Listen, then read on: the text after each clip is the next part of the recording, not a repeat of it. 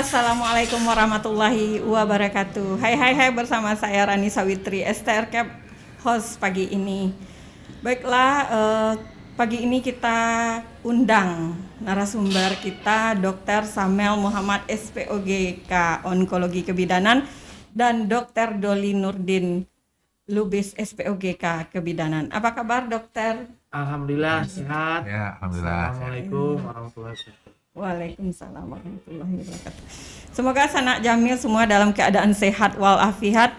Dan kita temanya sekarang CA cervix itu bahaya, tapi bisa dicegah ya dok. Ya. Jadi kanker cervix itu apa sebenarnya dok? Oke. Kanker cervix itu adalah kalau nama lainnya cervix itu adalah mulut rahim. Jadi kanker cervix, kanker mulut rahim. Mulut rahim itu apa? Jadi kalau di rahim ada bagian yang masuk ke dalam vaginanya, itu namanya mulut rahim ya. Begitu dia berubah menjadi kanker, itu kita kenal dengan kanker cervix. Jadi kanker cervix itu kanker mulut rahim. Jadi faktor-faktor penyebab kanker cervix ini sebenarnya apa dok? Faktornya. Tadi sudah sebutkan Dokter Doli tadi adalah infeksi virus HPV. Memang tidak seluruhnya, tapi 98% lebih itu dihubungkan dengan adanya infeksi virus HPV. Nah, virus HPV ini adalah virus human papillomavirus. Yang memang dia biasanya terinfeksi itu melalui hubungan seksual. Misalnya begitu wanita menikah, dia ada risiko terpapar. Nah, disitulah dilakukan deteksi dini. Itu ada nggak faktornya jika seorang pasangan kita bergonta-ganti pasangan? Bisa nggak itu dok sebabnya? Ya, salah satu faktornya ada, tapi bukan berarti karena dia gonta-ganti pasti karena kena kanker cervix enggak juga. Tapi itu salah satu faktor risikonya ya. Mungkin ada tambahan dari Dr. Doli. Ini menarik sekali nih pertanyaan Kak Nana. Karena memang yang di masyarakat itu ada pemikiran ya, paradigma di kita di masyarakat umum itu kanker serviks itu erat hubungannya dengan dengan penyakit menular seksual ya. Jadi mungkin itulah yang membuat ibu-ibu itu kadang dia takut untuk memeriksakan dirinya karena kalau misalnya ketahuan kanker nanti dia dicap oleh masyarakat adalah termasuk orang yang orang yang nggak benar lah ya. Tapi sebenarnya betul kata Dr. Samel bahwa kanker cervix itu tidak perilaku seksual yang tidak sehat itu meningkatkan resiko kanker betul. Tapi jangan lupa infeksi HPV juga bisa terjadi pada pasangan yang istilahnya selibat ya normal ya, dia nggak memang betul kalau kita gonta-ganti tentu risikonya lebih meningkat, tapi kalau misalnya ada pasangan yang setia pun bisa terjadi infeksi HPV gitu. Jadi maksud kami ini ibu-ibu tuh tidak usah takut dituduh sakit itu. Tidak usah takut dituduh orang yang nggak benar ya atau yang wanita nakal gitu ya, pasangan atau yang kurang baik. Karena itu bisa terjadi pada semua wanita, itu yang penting. Jadi screening ini harus pada semua wanita. Kalau keturunan gimana dok? Misalnya mamanya kanker serviks, ada nggak potensial anak-anaknya atau keturunannya kanker serviks lagi yang perempuan? Saya coba jawab dulu ya. Jadi memang stigma di masyarakat kita seringkali kalau penyakit kanker ini dihubungkan dengan keturunan. Kalau khusus untuk kanker serviks ya, saya kan kalau kanker banyak jenisnya, jangan nanti disamaratakan juga ya. Khusus untuk kanker serviks itu sudah disepakati memang penyebabnya infeksi virus. Dia tidak diturunkan. Jadi kalau ibunya kanker serviks, pasti anaknya kanker serviks ya. Karena dia bukan suatu kelainan genetik yang diturunkan jadi kanker serviks, enggak. Tapi dia memang akibat faktor luar, faktor infeksi virus tadi. Nah, untuk pasien yang datang ke rumah sakit atau ke M. Jamil sendiri itu kan dia datang dengan keluhan yang sudah berat. Nah, kebanyakan dokter menyarankan dengan apa? Operasi kah? Atau dengan kemo kah? Atau dengan radioterapi kah? Ya. Untuk M. Jamil sendiri, karena M. Jamil ini kan rumah sakit rujukan, kita bahkan kalau masuknya itu kita sudah rujukan nasional kan, bukan hanya Sumatera Barat, kita juga kadang ada dari Bengkulu, Jambi dan lain-lain kan. Artinya kalau di sini memang kebanyakan yang datang tuh sudah masuk ke stadium lanjut. Iya. Untuk terapi kanker serviks sendiri itu bisa dibagi menjadi dua. Pada kondisi stadium awal itu biasanya terapi utamanya adalah terapi operasi. Iya. Kalau dia sudah masuk stadium lanjut, terapi utama itu biasanya radiasi. Radiasi ini radioterapi. Iya. Jadi bukan operasi terapi utamanya kalau udah masuk stadium lanjut. Kemo perlu tidak? Kemo biasanya kita berikan pada kondisi-kondisi yang stadium lanjut dan sudah ada penyebaran. Iya. Penyebaran jauhnya, misalnya ke paru-paru atau yang lain. Baiklah. Ini kan pengalaman ya, Dok, kita udah lama di onkologi. Pengalaman pasien kita datang, kalau disuruh operasi pasti dia ke dukun kampung. Nah, ke dukun kampung ini sebenarnya bagus nggak, Dok? Karena alternatif pasien tuh pasti berobatnya ke berobat alternatif, berobat tradisional. Nah, datang-datang ke M. Jamil sudah dengan stadium yang sangat gawat, baru dia mengadu ke sini. Nah, gimana tuh, Dok? Untuk edukasinya supaya pasien-pasien ini tidak datang mengadu ke sini lalu pergi ke dukun kampung. Nah, gimana tuh? Ya. Oke, saya tidak akan menyinggung yang mana. Itu kan terapi tradisional istilahnya. Kalau dukun kampung terlalu ekstrim. Terapi tradisional. Terapi santet. Ya kan kebanyakan itu ya. Karena kalau masyarakat kita, apalagi kan kita budaya timur ya, kita banyak pengaruh budaya tradisional. Jadi prinsipnya gini, saat kita terdiagnosis penyakit apapun itu, kan kita harus berikhtiar. Kalau dalam istilah ikhtiar kan. Yang dimaksud ikhtiar dalam istilah pemahaman saya ikhtiar tuh adalah usaha di jalan yang betul. Iya, benar. Saya bukan berarti bilang yang tradisional tidak betul ya. Cuman gini, setiap medis itu ada maksudnya kita tidak sembarangan. Oh, ini harus operasi, itu ada dasarnya. Dasar yang sudah terukur dan bisa teruji dengan jelas ya. Apakah terapi tradisional itu tidak baik? Nggak bisa bilang kayak gitu juga, tapi pertama yang pasti dia mungkin belum ada terukur secara baik. Pertama, menegakkan diagnosisnya juga mungkin belum terukur. Kemudian nanti terapi apa luarannya bagus jelek itu tidak bisa diukur dengan secara pasti ya. Intinya gini, setiap penyakit kanker serviks makin dini ditata laksana itu hasilnya akan lebih baik daripada terlambat. Seringkali memang pasien-pasien kita karena pengaruh budaya, pengaruh masyarakat, seringkali terjadi keterlambatan karena faktor-faktor yang seperti tadi ya. Dan itu akan menimbulkan luarannya juga tidak optimal dibandingkan kalau dari awal ditangani. Mungkin itu ya. Jadi Dokter Doli mungkin. Iya, Dokter Doli. Ya, saya kira sama ya, karena memang ya kultural kita itu lebih senang kalau misalnya dijelaskan secara secara non ilmiah ya. Tapi ya seperti kata Dr. Samuel juga, karena apa yang kita kerjakan, karena medis itu harus ada bukti ya.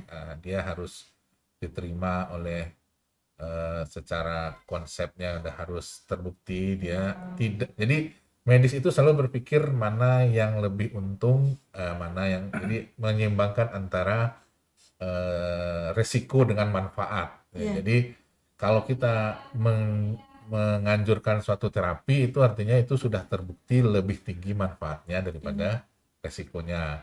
Nah, kalau misalnya tentang permasalahan pengobatan alternatif, jangan salah, sekarang juga sudah diakui ya, Dok ya, di pengobatan sistem kita ada terapi alternatif tapi mungkin kalau dalam kanker, kalau saya pikir seandainya terapi alternatif itu diletakkan untuk pencegahan mungkin lebih cocok. Nah, tapi kalau sudah didiagnosis kanker, sudah ada diagnosis kanker, saya rasa mungkin pengobatan medis yang sudah dikaji berulang kali, sudah diteliti sekian kali itu mungkin lebih cocok. Tapi kalau untuk pencegahan mungkin alternatif bisa aja. Tapi kalau untuk terapi seperti kata Dr. Samuel tadi, operasi, radiasi, kemoterapi itu semuanya pengobatan medis yang sudah terbukti. Jadi nggak ada yang salah sebenarnya, semuanya sesuai dengan posisinya dan kondisinya ya. Nah, kalau kanker serviks ini Dokter Doli bisa nggak sembuh total? Kalau berat pertanyaannya ya karena kita di onkologi itu tidak menggunakan istilahnya itu kesintasan, survival ya. Jadi selalu kalau di kanker itu kita akan menghitung, tapi ini sebenarnya perhitungan berbasis bukti juga, bukan asal-asalan berapa persen kemungkinan si pasien ini bisa sembuh total. Bukan sembuh istilahnya apa, bebas dari kambuh atau bertahan atau survival atau kesintasan bertahan. Jadi pada prinsipnya kan kita mengharapkan itu. Jadi sembuh tidak itu sebenarnya kata-kata yang saya rasa abstrak ya. Jadi kita tuh akan berhitung lebih penting kira-kira kesempatan saya 5 tahun lagi untuk bekerja, untuk jalan-jalan, untuk beribadah itu berapa persen. Itu kan lebih akurat ya. Jadi kalau misalnya kanker, kalau semakin awal seperti Dr. Samuel, semakin awal kita ketemu, itu kemungkinan dia untuk kedepannya bisa berkeluarga, bisa bekerja, bisa kumpul sama saudara-saudaranya, bisa jalan-jalan, itu lebih besar. Bahkan mungkin berapa kalau yang awal, kalau kanker serviks sampai 5 year-nya bisa sampai 70-80% kan? Artinya kita punya kesempatan 80% untuk hidup berkualitas 5 tahun ke depan gitu misalnya. Coba kalau misalnya ketemunya udah stadium 3 atau stadium 4, aduh ya, kasihan kan itu. Jadi kalau dibilang sembuh ya mungkin sembuh itu ya sembuh sih kalau menurut saya. Kalau kita 80% punya kesempatan untuk hidup berkualitas selama 5 tahun ke depan, itu menurut saya udah sembuh. Kalau maksudnya sembuh gitu ya, gitu sih. Jadi ya itu. Jadi gini, sebenarnya definisi sembuh seseorang tuh berbeda-beda. Definisi sakit seseorang tuh berbeda-beda. Ada yang ibu-ibu datang misalnya kanker ovarium. Dia baru datang karena sakit sudah sesak nafas. Kalau mungkin bengkak dikit belum sakit sama dia. Padahal dia udah ada penyakitnya ya. Jadi definisi itu relatif. Tapi gini, kalau untuk kanker serviks intinya jangan sampai jadi kanker serviknya. Pada kondisi prakankernya, jika diterapi dengan yang optimal, di situ baru saya berani bilang sembuh. Tapi kalau sudah masuk ke kanker, dalam onkologi kita biasanya hitung namanya kesintasan, survival ya. Jadi makanya jangan sampai jadi kanker. Prakankernya itu berani saya bilang sembuh. Ya penting juga seperti kanker payudara, kita peduli ya dok, sebelum terjadi lebih baik kita cek dulu. Itu dua itu memang ada payudara sama serviks, itu dua program yang pemerintah ya nasional. Deteksi dininya dimasukkan payudara sama serviks. Ini banyak juga pertanyaan gini ya dok. Ini kanker serviks ini menular nggak dok? Misalnya kita di kamar mandi kayak pasien kan kanker serviks, nanti ada yang masuk lagi dengan kanker ovarium, itu menular nggak sama keluarga pasien yang ke kamar mandi atau dengan cara gimana tuh, menular nggak? Gitu dok. Saya dulu ya. Jadi kanker tuh di Departemen Kesehatan dia masuk pada klasifikasi penyakit tidak menular. Jadi ini ibu sebelah kita kanker serviks tuh. Kita jadi kanker serviks ya. Beda dengan COVID. Kalau kanker kantong kering menular. Tapi kalau kanker ya, walaupun judulnya infeksi HPV ya. Tapi HPV itu tidak bisa menular dari kontak-kontak itu aja, dia harus kontak seksual ya. Jadi nggak usah takut sebelahnya pasien kanker serviks itu jadi kanker serviks juga enggak. Kalau seandainya punya anak banyak itu juga nggak dok? Jadi faktor pencetus bisa CA-cervix. Kalau paritas nih ya, banyak anak ya, penyebabnya tetap HPV. Cuman banyak anak dia kan akan banyak berkali-kali ada trauma ya, trauma pada mulut rahim. Bukan itu penyebabnya, tapi itu mungkin apa istilahnya ya, faktor pendukungnya. Ada anaknya 11, kalau nggak kena HPV ya nggak kanker serviks ya. Sama halnya misalnya kan ada baca-baca juga penyebab CA-cervix ini bisa jika menikah terlalu muda itu. Itu dok, bisa ya dok? Itu semuanya faktor risiko, terlalu muda, terlalu banyak, terlalu sering berganti pasangan, pokoknya semuanya terlalu ya jadinya. Terlalu. Tapi tetap penyebabnya itu adalah HPV, infeksi virus HPV ya. Itu ada dengar juga dok, supaya kita tidak dapat kanker serviks, kita ada imunisasinya, vaksinnya, Vaksin, ya. maaf vaksinnya, itu benar dok? Ya betul, dokter Loli ada vaksin Ya. nih, ahlinya nih. Vaksin tuh ya sama ya. Iya, misalnya gini ya dok, kita kan orang awam Iya, ya, iya. kita takut, Memang nah sekarang, kita kasih ya, vaksin betul. itu benar nggak Jadi, harusnya gitu? Udah berkembang ya dok ya di Eropa apa di Amerika itu mungkin sudah rutin ya Iya. vaksin, tapi kalau di Indonesia mungkin, tapi kalau nggak salah udah di ini Iya. ke program ya Ya, dok ya. ya kebetulan saya ikut di ini di Satgas. Satgas HTA Nah, ini ahlinya dia. di nasional. Jadi Iya. kita sudah memberikan advokasi ke Kementerian Kesehatan. Iya. Jadi kalau selama ini kan kita bergerak di screening, di deteksi dini. Ternyata angka insiden kanker serviks kita nggak turun-turun nih, Iya, iya. Ya. malah makin tinggi. Apa yang salah? Jadi Iya. kalau di kita nih memang banyak faktor. Hmm. Pertama, keengganan wanita untuk melakukan deteksi dini tinggi sekali. Iya. Sudah disediakan alatnya, orangnya sudah dilatih, tetap kadang ibu-ibu nih nggak mau periksa kan, karena Iya, takut, karena takut. faktor Uh-uh. timurnya. Jadi Iya. sekarang ada ditambahkan satu program lagi itu vaksinasi. Jadi nanti pemerintah sudah mengupayakan untuk ada vaksinasi gratis. Iya. Memang kayaknya Sumbar belum termasuk, dia awalnya Sumatera Barat masuk, tapi karena keterbatasan dana itu baru di 8 provinsi di Indonesia baru masuk. Tapi mungkin kedepannya masuk. Sekarang bisa nggak kita dapat vaksin? Ada, Iya. obatnya ada, vaksin di Sumatera Barat nih ada. Wajib tidak? Boleh, bukan berarti wajib. Yang penting deteksi dininya. Iya, iya. Kembali lagi Sama ke dengan deteksi. Pap smear ya dok ya. Ah. Kalau kita mau Pap smear sekali 6 bulan untuk wanita Boleh, Pap smear boleh, IVA IVA. boleh, sama-sama Iya. bagusnya. vaksin itu kalau seandainya mau peduli ibu-ibunya itu berapa, cukupkah sekali dalam seumur hidup atau harus ada rentang waktu harus divaksin kembali, gimana Ya. tuh dok? Vaksin sekarang yang tersedia di Indonesia ada 2 jenis. Iya. Ada yang memproteksi terhadap 4 jenis virus, ada Iya. yang memproteksi terhadap 2 jenis virus. Sekarang berapa kali suntik? Kedua-duanya itu 3 kali suntik.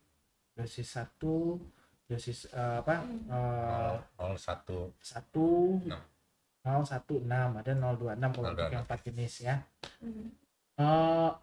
Kapan diberikan? Kalau dia sudah menikah, sudah pernah berhubungan seksual, Iya. itu sebelum vaksin diwajibkan dulu untuk deteksi dini. Jadi kalau sudah si HPV ini masuk, sudah ada perubahan di mulut rahimnya, divaksin pun dia tetap berjalan. Jadi dia mencegah, bukan Iya, mengobati. iya. Ini Jadi kita harus pastikan dulu ya dok pastikan ya. belum ada masuk baru vaksin. Nah, yang lebih baik lagi sebenarnya kalau berdasarkan penelitian itu diberikan pada usia muda, usia 12 sampai 15 tahun. Berarti Jadi belum menikah dok. 12 tahun belum Usia menikah lah ya, Iya, belum menikah kan? kecuali dia menikah dini kan. Nggak tahu juga kalau seandainya tidak Ya, nikah secara kan, umum belum. Secara umum belum ya. Berarti sebaiknya 12. diberikan di umur segitu 12. Iya. Kalau di usia 12 sampai 15 karena Iya. respon imunnya masih bagus, itu cukup 2 dosis. Iya, iya. Nah, jadi tidak perlu 3, cukup 2 kali saja. Berarti jika di usia reproduktif 3 kali. Kalau sebaiknya sudah vaksinnya. lebih dari 15 tahun 3 kali. 3 kali. Iya, iya. Kalau kanker serviks ini kebanyakan kan yang kita pengalaman ya dok Ya. ya. Kita kembali ke pertanyaan tadi yang bagus tadi. Dok, saya udah operasi loh dok, terus dibilang saya kanker serviks. Nah besoknya dia kemo lagi, operasi lagi. Nah itu tuh kenapa tuh dok bisa kayak gitu, Ya. berulang-ulang gitu? Ya, itu yang jadi masalah. Saya bilang tadi kan, makin dini diobati, hasilnya makin bagus. Iya. Begitu dia masuk stadium lanjut, hasilnya juga akan tidak baik dan biasanya memerlukan tindakan yang berulang. Nah, misalnya dia udah operasi nih, dia stadium awal, Iya. kita operasi, kemudian hasil operasinya ternyata menunjukkan dia sudah ada penyebaran. Iya. Itu tidak cukup dengan operasi, artinya dia udah masuk stadium lanjut kan, ternyata sudah ada penyebaran ke kelenjarnya misalnya. Itu Iya. perlu ada tambahan terapi, misalnya sinar, kemo. Kemudian ternyata setelah 1-2 tahun, 3 tahun terjadi kekambuhan. Kambuhan ini diapakan? Ada yang pilihannya kemo, ada pilihannya operasi, ada pilihannya radiasi ulang. Itu sangat tergantung pada kondisi penyakitnya dan kondisi pasiennya. Ingat, yang kita obati itu pasiennya bukan penyakitnya. Iya. Jangan. Tapi kebanyakan maaf dok. Jadi kebanyakan kan pasien itu dia suka milih-milih ya dok, suka milih saya maunya kemo aja dok, nggak mau radioterapi misalnya. Semua tindakan tuh harus ada indikasinya, bukan pilihan pasien. Karena kalau pertama kan yang pasien dia tidak, tentu dia pemahamannya tidak sebaik yang dokternya kan. Nanti kalau pilihan pasien tuh gimana enaknya dia, bukan gimana sembuhnya kan. Kalau dapat dia operasi udah sembuh gitu nak dok, semuanya maunya seperti itu. Iya. Ya. Baik. Mungkin begitu ya tentang serviks bahaya tapi bisa dicegah. Ada nggak pesan dan kesan dokter untuk pasien-pasien di sini jika dia didiagnosa dengan kanker serviks? Dari saya dulu. Ya. Dokter Doli. Jadi dokter Doli dulu. Oh ya, kalau saya sih sebenarnya jadi kalau saya ingin mengingatkan bahwa perempuan itu peranannya itu penting ya. Jadi di keluarga, bahkan di masyarakat, di negara saya, jadi perempuan itu adalah seperti ujung tombak juga, penyangga semuanya gitu. Jadi mungkin kita udah lihat sering juga dok ya, kalau udah kena kanker serviks itu ya kasihan. Iya, dianya, terus keluarganya, bahkan masyarakat, ya nanti suatu saat tentu negara juga pasti. Jadi artinya jangan sampai perempuan Indonesia itu harus menanggung beban karena kanker serviks. Karena kalau wanita satu perempuan itu sudah roboh gitu ya, itu semuanya roboh keluarga, roboh masyarakat, roboh ya. Jadi pentingnya itu. Kalau dokter Samel? Ya, perempuan penting satu ya. Kedua, kalau bisa jangan ketemu kita di M Jamil. Iya, jangan sampai. Kalau ketemu yang silaturahmi ya Pak. Lakukan deteksi dini. Datang ke puskesmas, datang ke klinik. Untuk apa? Pap smear boleh, IVA tes juga bagus sekali. Terserah pilih yang mana, yang penting dikerjakan. Itu aja. Jangan sampai ketemu ya. Iya, jangan sampai ketemu. Kalau ketemu yang makan-makan boleh ya. Silaturahmi makan-makan. Boleh. Tapi kalau untuk curhatan dokter Samel ini penggemarnya nenek-nenek. Ya dok ya. Kalau usianya gimana tuh dok? Kebanyakan yang sekarang kena serviks ini usia tua kah? Usia reproduksi kah? Reproduktif kah? Kalau untuk usia memang kalau dulu lebih banyak pada usia di atas 50 tahun ya, 40-50 tahun. Tapi sekarang ternyata data pastinya kita belum mengumpulkan ya. Karena kan semua harus berdasarkan data pasti kan.